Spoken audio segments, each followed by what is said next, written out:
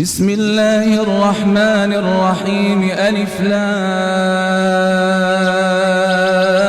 را تلك آيات الكتاب الحكيم أكان للناس عجبا أن أوحينا إلى رجل منهم أن أنذر الناس وبشر الذين آمنوا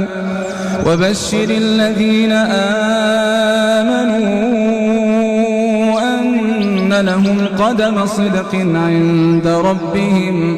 قال الكافرون إن هذا لسحر مبين.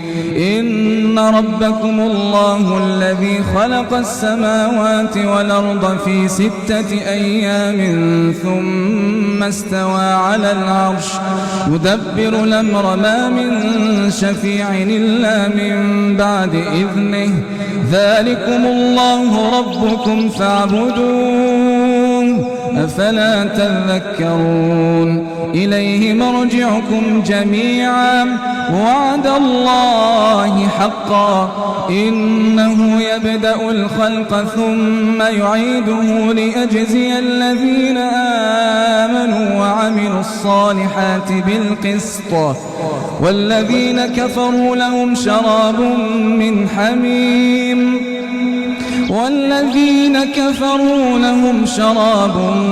من حميم وعذاب أليم بما كانوا يكفرون.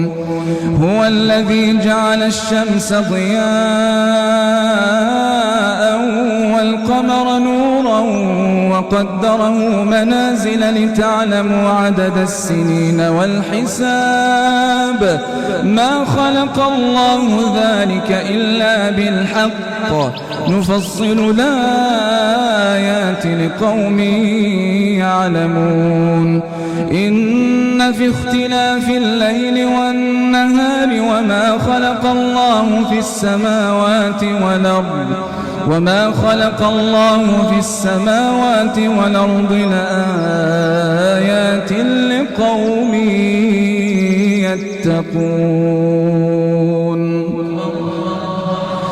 الحمد لله رب العالمين الرحمن الرحيم ملك يوم الدين إياك نعبد وإياك نستعين اهدنا الصراط المستقيم صراط الذين أنعمت عليهم غير المغضوب عليهم ولا الضالين.